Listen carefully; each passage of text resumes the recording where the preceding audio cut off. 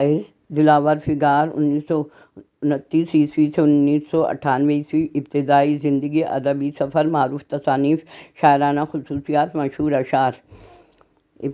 دلاور فگار اردو زبان کے مشہور طنز و مزاح نگار، نقاد اور ماہر تعلیم بھی تھے، جنہیں شہنشاہ ظرافت کے لقب سے بھی یاد کیا جاتا۔ ان کا شمار اردو کے نمایاں مزاحیہ شاعروں میں ہوتا ہے۔ ابتدائی زندگی دلاور فگار 1929 میں بدایوں اتر پردیش ہندوستان میں پیدا ہوئے۔ ان کا اصل نام دل محمد تھا۔ ان کی تعلیم کا آغاز بدایوں آگرہ یونیورسٹی سے ایم اے اردو کے بعد ایم اے انگریزی و معاشیات میں ڈگریاں حاصل کی۔ 1968 میں پاکستان کراچی آ گئے۔ پیشہ ورانہ زندگی کا آغاز کیا درس و تدریس کے ذریعے، ادبی سفر، تصانیف، سنجیدہ شاعری کی، پھر مزاحیہ انداز اور طنزی انداز اپنایا، معاشرتی مسائل، برائیوں، غربت، منافقت کو موضوع بنایا، عالمی سیاست اور تاریخی واقعات پر بھی لکھا۔ معروف تصانیف دلاور فگار نے کئی کتابیں لکھی، طنزی اور مزاحیہ اشعار شامل ہیں اور حادثے، ستم، ظریفیاں، شامت اعمال، آداب عرض، عصر نو، انگلیاں فگار اپنی، مطلع عرض ہے، خدا جھوٹ نہ بلوائے، خوشبو کا سفر،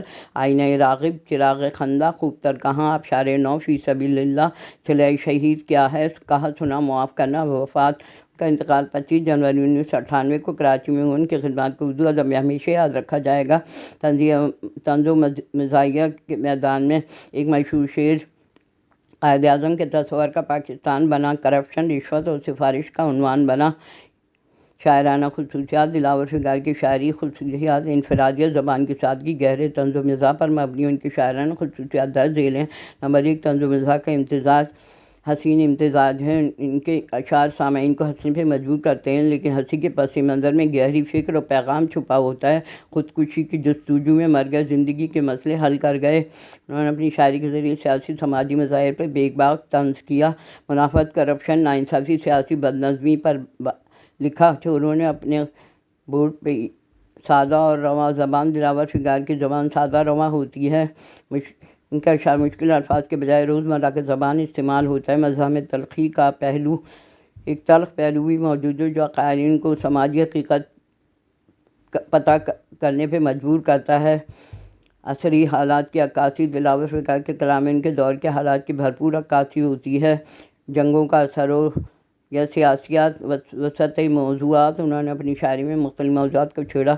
مزاحیہ نظمیں، قطعات، شعر میں منظر کشی کی بھی خوبی پائی جاتی ہے جو قاری کے ذہن میں واضح ہو جاتی ہے۔ بے ساختہ پن، ان کی شاعری میں بے ساختہ پن موجود ہے، اشعار دل سے نکلے، ان میں تصنع بناوٹ نہیں ہوتی، ہلکے پھلکے لہجے کا استعمال، ہلکا پھلکا لہجہ پایا جاتا، قاری سامع کو بور نہیں ہونے دیتا، زندگی کے پہلوؤں پہ گہری نظر، فلسفیانہ پہلو کو بیان کرتے ہیں۔ ان کے کلام میں مزید اثر انگیز بناتی ہے نئی طنز مزاح کو ایک نئی جہت۔ ان کی شاعری نے لوگوں کو ہنسایا بلکہ گہرے اور سنجیدہ معاملات پر بھی سوچنے پہ مجبور کیا۔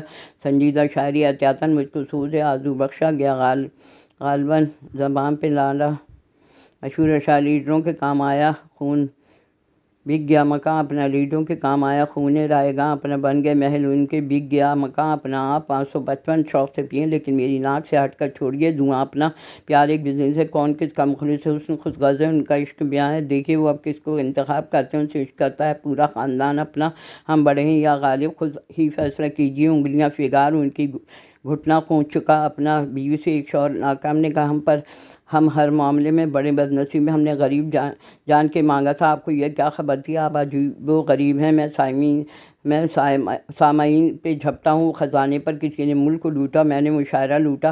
دلاور فگار کے مشہور اشعار ان کی برجستہ زبان، منفرد انداز کی وجہ سے مشہور ہیں۔ سیاسی طنز: قائد اعظم کے